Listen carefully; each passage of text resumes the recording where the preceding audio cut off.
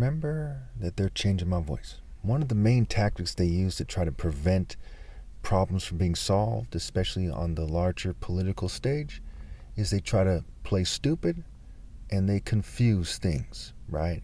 For example, if we're talking about solving crime and homelessness and organized harassment, which are pretty much connected, okay? Other issues that can wait, like whether trannies should be in sports or not, can wait. So they try to inject that and say, well, it's important to me, but that's not logical. Not only is it not what we're talking about when we're talking about solving gang stalking and crime and homelessness, okay, it's not logical to include that. Another example is when they talk about equity and inclusion and so on and so forth, right? Okay, when we think about equity, right, think about equality. You think about it relative to a universal and fair scale. Not being equally treated with a Nazi scale or a Zionist scale or any racial supremacist scale or an LGBT supremacist. That's not equality. You're like, okay, as long as they look up to people like you unfairly and they use your scale, you'll treat them all equally from there. That is sick. And write that down. That is key here. We see here is there's a scale of white supremacy and of sabotaging the poor. And some of the poor are obviously white and so on and so forth. Obviously Jews, LGBT, what have you. Okay. First and foremost, they sabotage them for generations, which means they owe them and their offspring to some degree, even if they're criminals, arguably, especially if they're criminals. You can't just sabotage people in a way that affects their offspring for generations, mind you, and then say, hey, well, tough luck, pal. And who's been governing the whole time? You have. You and your social clubs, you and your corporate groups, everyone knows this. You sound like an idiot in politics if you don't highlight that corporations control both parties and they play both sides. So therefore, the governing class and the government are responsible to the extreme for the state of the poor. So you can't pretend that that's not the case and then say, let's go from there. Okay? Now, some people will say, oh, great. Now black people are and whoever else are just going to say, hey, give me everything. Give me. And we have to give it to them. Okay, you see how they're trying to confuse the issue. I'm not saying that. I'm a moral supremacist and not a black supremacist. We break down what is fair in an organized and logical manner. And you don't play stupid and you don't confuse things. Okay? It's that simple. So what is fair? First, you should pass my war on poverty plan, which is affordable taxes for the rich, which wouldn't collapse the system. And it would make sure everyone's housed and everyone's fed. Okay, we do things like, make new schools within reason, online schools, where have you, that appeal to different types of learning. Okay, and we try to quantify to the best of our ability the generational damage that has occurred on the poor. Okay. Have these people fill out forms, how much money they make, how much money their parents made, and why. Or if they're like me, where their parents are doctors and they were sabotaged, how much it cost them. And we try to figure out what to do about this. Now listen very carefully. Almost certainly the answer isn't just to give people money, because that's not going to help them. You might say, we owe these people money, it's their business. No. When you're trying to govern society and fix the problem, you can't just say, well, you owe these people tons of money, so let's give them a $1,000 check every month. Okay?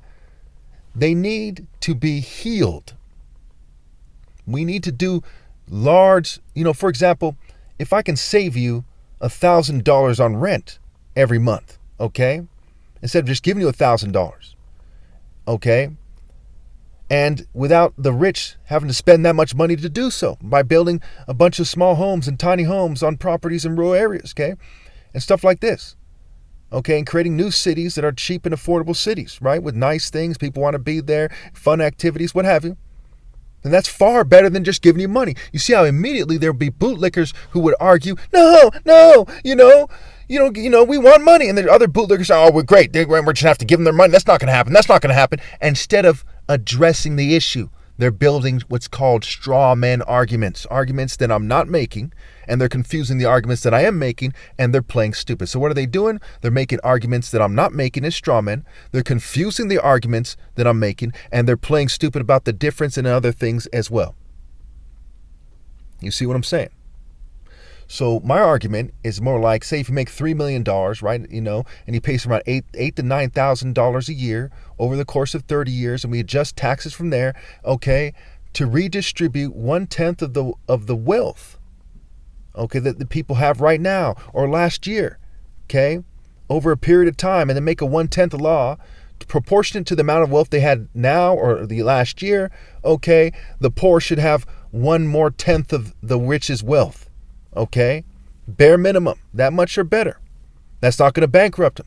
If you're worth $10 billion, if you have to redistribute $1 billion over 30 years, so to speak, it's not going to make you poor. And you're probably going to have, $20 billion after that 30 year is over, because it's easy to make a lot of money when you have a lot of money through real estate and so on and so forth, okay? It's not very hard. And those who can't do that aren't going to keep their money for that long anyway. So it's open and shut. And I despise when they try to confuse things, okay? They try to make it seem like that I'm magically fucking gay, but I'm not gay. Again, I am not gay. And nobody would ever believe that the top martial arts ever possible is gay.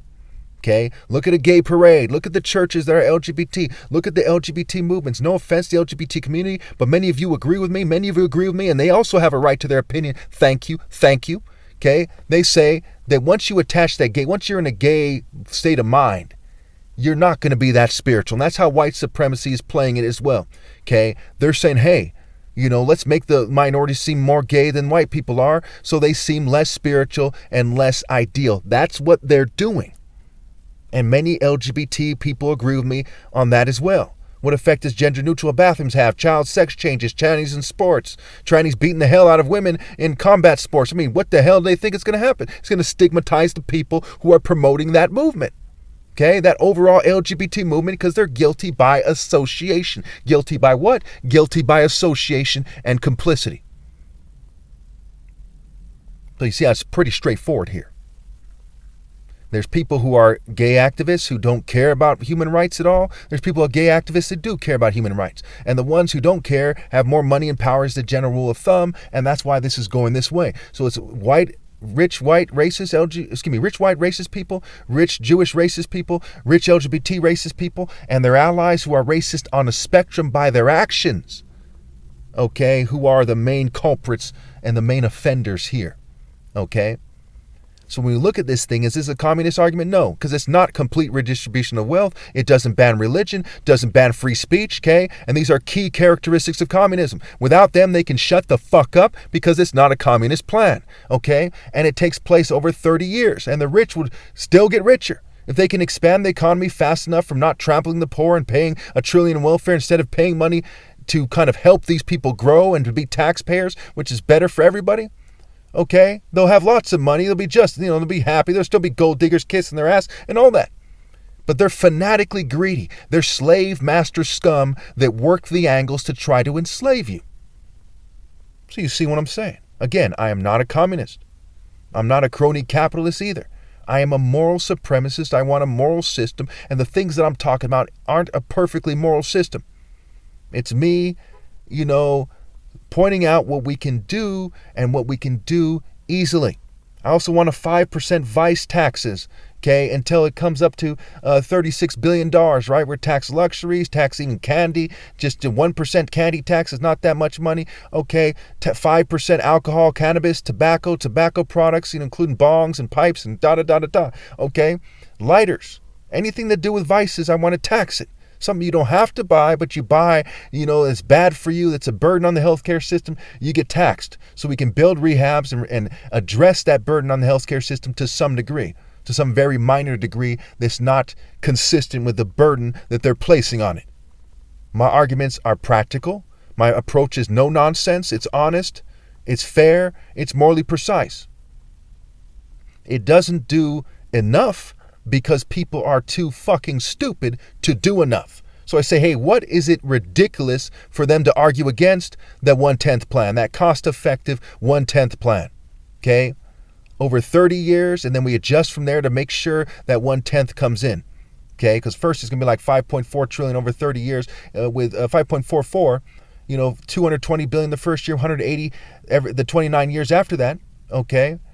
And it's not going to redistribute the 1/10, and we're going to have to adjust the taxes from there, and the system will be braced for larger taxes, right? Because these people have to be liquid to a certain degree, right? We can't just tax them all tax them like lots of, $1 trillion the first year when they have a lot of money in assets and not a lot of money that's liquid. Okay, and it's too hard on someone who only has $1 million. Just taxing the rich $1 million and up, and it's progressive tax. So the guy worth $1 million might pay $2,000, $3,000 the first year. The guy worth $3 million might pay $8,000, $9,000, and it's progressive from there. Right? The guy worth $80 million, instead of paying $80,000 or $90,000, might pay $100, $120,000, $150,000 a year, but they're worth $80 million. Okay, and that money's growing. And it's growing at a rate that's faster than they're being taxed and faster than they're spending their money, unless they're a complete idiot. It's pretty straightforward, right?